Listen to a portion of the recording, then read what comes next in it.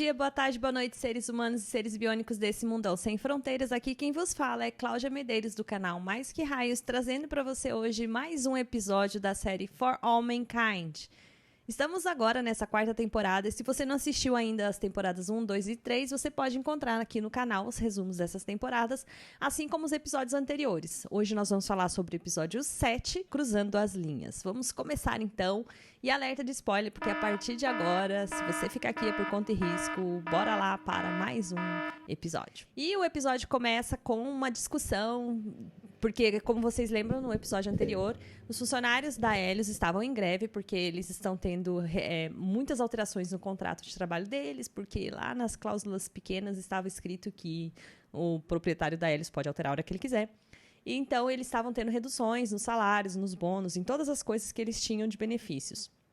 Por isso, eles resolveram fazer a greve.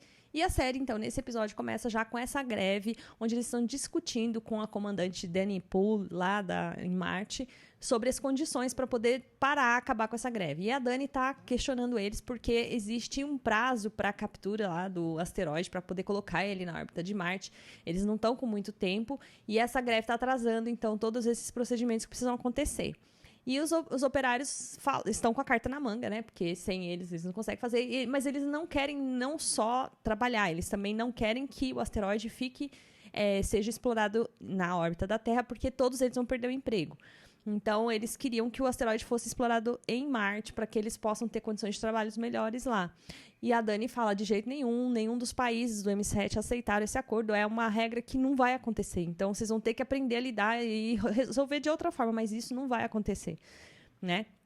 Então, os funcionários não aceitam, batem o pé ali, e o personagem do Ed, né, que estava ajudando a incitar a guerra no episódio anterior, ele parece forte ali no embate bem grande com a Dani Poole. A gente não sabe ainda, nesse momento, quais são os motivos do Ed. Parece que ele está querendo defender os direitos dos trabalhadores, mas a gente sabe que ele nunca fez isso, ele não fez isso o tempo inteiro. Não vai ser agora que ele vai começar a fazer. Então, existe algum motivo pelo qual o Ed está fazendo tudo isso. A gente vai descobrir mais pro final da temporada o que é esse motivo, né? Tá enfrentando ali a Dani, com todas as mágoas que ele tem dela, né? Sendo que ele mesmo que foi responsável por uma boa parte delas. Mas é isso aí. Bom, mas enquanto isso aqui na Terra, eles estão tentando encontrar um jeito de resolver isso, né? Então aparece uma conversa entre a Irina, da Roscosmos, e o Bob, da NASA, tentando encontrar uma forma, e eles chegam à conclusão de que a ideia é tirar a Helios da jogada. Então, como os funcionários não estão querendo fazer o que precisa ser feito, que os próprios funcionários da Roscosmos e da NASA façam esse trabalho. São engenheiros, e então eles podem ir lá e resolver essa situação com as próprias mãos, sem depender da Helios para fazer isso, né? E só que os funcionários da Helios, já prevendo que isso ia acontecer, eles removem todos os trajes de caminhada em Marte e colocam eles lá fora da estação, bloqueiam com o acesso aos rovers para poder pegar esses trajes. E como eles sabem que vai demorar para poder repor esses trajes, então eles ficam com essa vantagem. E os tripulantes, que são funcionários da NASA e da Roscosmos, não conseguem ter acesso a esses trajes. Então, eles não conseguem ir até o local que eles precisam ir para poder fazer a transferência do gás argônio, no caso, que eles falam bastante aqui, para continuar essa mudança da trajetória do asteroide para a Terra, né? Existem coisas que os operários da Helios não sabem, mas que a Dani, como chefe ali da estação, ela sabe. Por exemplo, da existência desse túnel, né? Um túnel no qual eles podem fazer os funcionários que estão lá nesse ponto de Marte, atravessando, usando esse túnel, como se fosse uma espécie de rede de esgoto que tem lá. E aí, eles passando por essa rede, eles conseguiriam, então, acessar essa região, esse local de trabalho onde tem o gás argônio para poder fazer essa transferência que eles precisam. E eles fazem isso. Só que quando eles chegam lá, é realmente porque está faltando uma peça. E essa peça foi retirada por um dos operários, né? Prevendo que alguém podia chegar lá e fazer isso, essa operária simplesmente removeu essa peça, que é um regulador de pressão lá. E removendo essa peça, eles não conseguem fazer isso de uma forma segura. Os funcionários da NASA e da Roscosmos fazem essa adaptação, eles fazem uma adaptação lá para poder resolver isso aí, mas isso acaba causando um acidente. Esse acidente acaba matando um dos operários e ferindo outros. E isso faz com que os operários que estão em greve fiquem um pouco desestabilizados, porque já começam então a ter problemas mais graves, né, nessa greve que eles estão fazendo. E aí, mas a Samantha, né, que estava na frente liderando isso daí, junto com o Ed, eles ainda querem manter e sustentar essa posição, dizendo que eles continuam com essa vantagem estratégica e mostrando para eles que se eles cederem agora, eles estão perdidos, eles não vão ter nada. E aí, então, eles meio que ainda continuam ali na greve, mas já está balançada essa relação entre os grevistas. Então, tá todo mundo, esse Happy Valley não tá nada feliz, a gente tá um pouco ali turbulento, a Dani tá bem chateada com tudo isso que tá acontecendo. E aqui na Terra eles estão preocupados com essa perda desse poder da Dani, com esse risco de alguma insurgência acontecer lá e a gente ter algum problema na estação, principalmente porque esses operários da Helios que estão causando essa situação, e a Dani lá dentro, sendo autoridade, ela é autoridade sobre todos os outros países. E se os outros países resolverem tirar também a Dani dessa autoridade, né? Então eles têm muito medo, principalmente da Coreia do Norte, que mandou militares para lá, né? É um país militarizado nessa série. Então, os funcionários que estão lá são todos militares. Então, eles têm medo da Coreia do Norte tomar o poder de Marte. Numa das conversas que eles estão tendo aqui na Terra, o Bob com alguma outra pessoa que não tinha aparecido antes na série, é revelado, então, que lá em Marte existem agentes, tanto da KGB quanto da CIA, da americana, né, que são agências de inteligência, disfarçados. Então, eles estão lá trabalhando disfarçados e que, se precisar acioná-los, eles vão tomar a estação, né? Mas o Bob fala, não, a gente não vai lidar com isso dessa forma, vamos tentar conciliar, ajudar a Dani a ter alguma espécie de segurança, mas continuar do jeito que está. E aí eles resolvem, então, invocar as pessoas que estão lá que eram ex-militares, porque elas, sendo ex-militares, elas devem respeito à nação. Então, fazendo isso, elas têm que estar acima da própria posição dela profissional e se atuar como militar lá. Então, eles convocam todas essas pessoas para poder voltar a assumir a posição militar lá em Marte. E essas pessoas, então, começam a procurar e tentar encontrar o que levou esses operários, ou a peça, né, que levou esses operários, então, a criar essa situação que causou esse acidente em Marte, para poder punir, né, de alguma forma, e também mostrar que a Dani não está lá sozinha, que se eles fizerem alguma coisa errada, eles vão ser punidos. Ao mesmo tempo, então, finalmente, depois de meses de viagem, o Dev, a Yessa e a Kelly chegam finalmente em Marte. Lembrando que o Dev é o patrão de todo esse povo aí. E ele está sabendo dessa situação, mas ele chega lá como se nada tivesse acontecido, ele simplesmente está nem aí para nada. A Dani tenta conversar com ele e mostrar que ela que manda naquilo. Apesar dele ter um poder sobre a Helios, ele não tem um poder sobre Marte. Mas o Dev simplesmente tá nem aí para ela. E ele é um problema mesmo, tá? Ele é uma pessoa muito egoísta, é muito complicado ali. Ele não tá nem aí pra nada, dá pra perceber que ele não tá nem aí pra nada. Bom, e por outro lado, a Kelly chega então com o Alex, que é o filho dela, e tinha aquela expectativa do reencontro dela com o pai, mas foi bem frio, assim, achei até bem frio.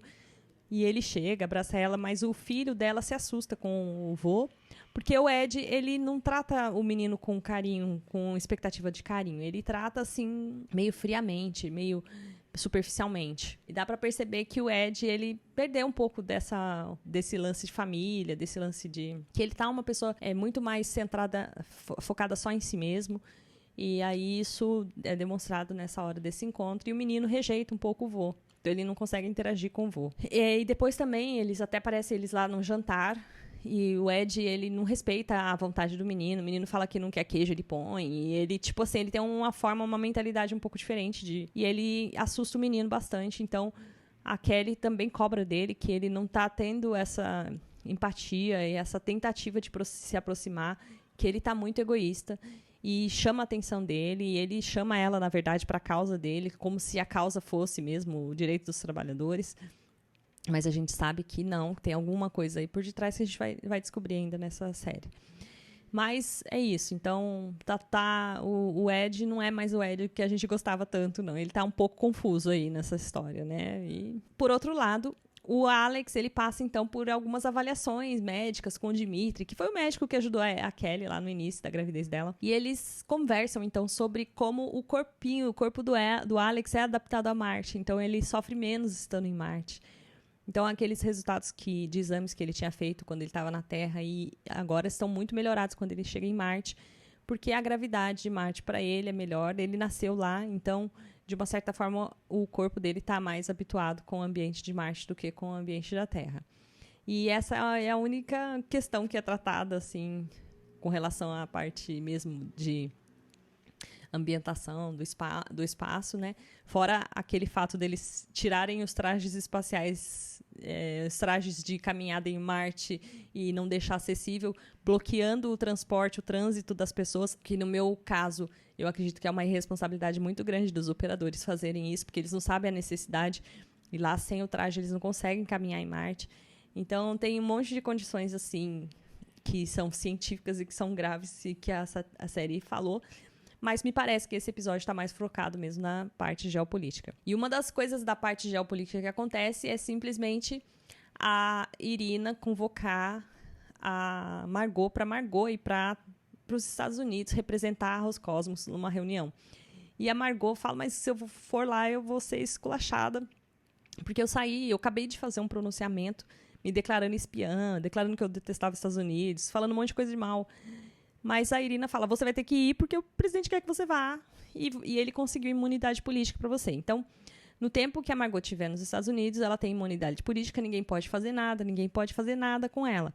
Mas isso não significa que as pessoas vão tratar ela bem. Então, já na hora que ela chega, as ruas já estão com bastante gente, os jornais, todo mundo incitando uma raiva a figura dela. A gente sabe que ela não é culpada, que ela fez tudo isso por um motivo que a gente sabe, mas ela não pode revelar e fica assim por isso mesmo, né? Mas até a própria Leida demonstra nesse episódio que ela tem muita raiva da Margot, ela não gostaria nem de encontrar, nem de trabalhar com a Margot, ela praticamente implora pro Bob para ele não aceitar a Margot de jeito nenhum nesse projeto, mas não existe, não depende deles, né? É uma coisa acima deles, é uma coisa política. A gente sabe que eles usam as pessoas e, nesse caso, é conversado a respeito disso, sobre o presidente Kotchenko usar a figura da Margot para mostrar que ele tem poder de colocar quem ele quiser nos Estados Unidos, mesmo quando os Estados Unidos não aceitam mais a pessoa lá nos Estados Unidos. Então, é isso aí. Então, a Margot aparece chegando lá nos Estados Unidos, na estação, que agora se chama Molly Cobb, sendo que a última vez que ela esteve lá, ele ainda era Johnson Space Center, e foi quando houve aquele problema da bomba, né? A explosão da bomba, e agora é Molly Cobb Center. E aí, voltando para Marte, né? O Dev chegou lá em Marte, né? E o Dev lá, os funcionários dele em greve, e aí como fica, né? Então, o Dev, ele simplesmente chega lá no meio da reunião da greve e fala para os operários assim, ó, o seguinte, eu tenho para oferecer para vocês esse benefício, vocês nunca vão conseguir tirar esse asteroide pôr na órbita de Marte, então vocês aceitem, fiquem bem, eu peço imunidade para vocês não serem punidos por causa do que vocês fizeram aí, e quem quiser, vem aqui pro meu lado. E como eles já estavam meio balanceados ali, com medo das punições que eles iam ter, e vendo que a greve não estava gerando um resultado positivo para eles, estavam ficando sem salário, e estava comprometendo a vida deles, ele usa tudo isso, né, na argumentação dele. As pessoas simplesmente desistem de fazer greve, uma boa parte delas, e passam então para o lado do Dev e abandonam o estado de greve, né?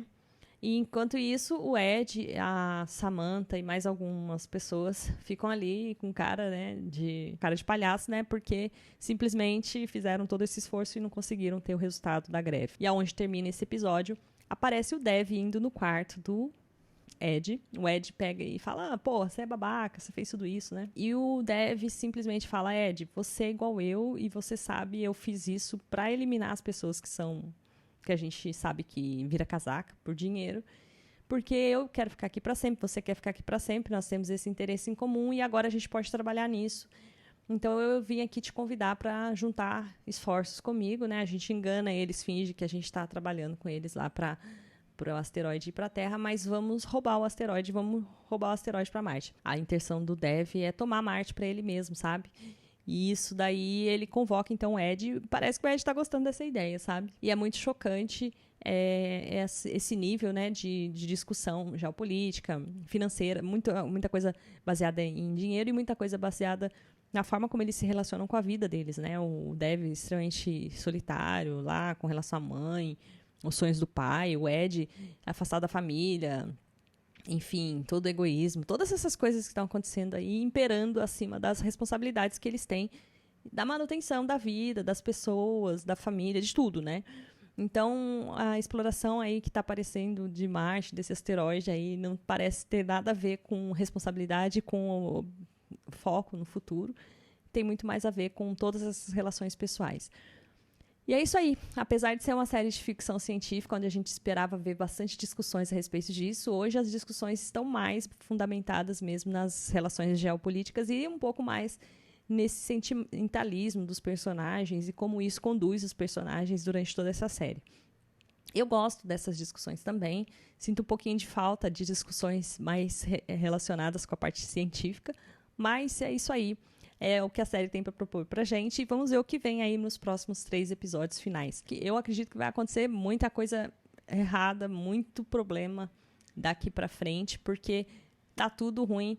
O Miles nem apareceu, mas você lembra que o Miles tem conluio com a Coreia do Norte. A gente tá vendo uma traição aí, né, do presidente, do CEO da Helios. A gente nem sabe, então, por exemplo, a Leida, o pessoal tá trabalhando para levar para lá e ele vai trabalhar ao contrário. E a Kelly foi lá para explorar a vida e a comandante está querendo fazer tudo acontecer e na Terra tá todo mundo querendo ganhar. Então, como vocês podem ver, essa série tem uma complexidade muito grande e vamos ver o que vai acontecer então nos próximos 3 episódios.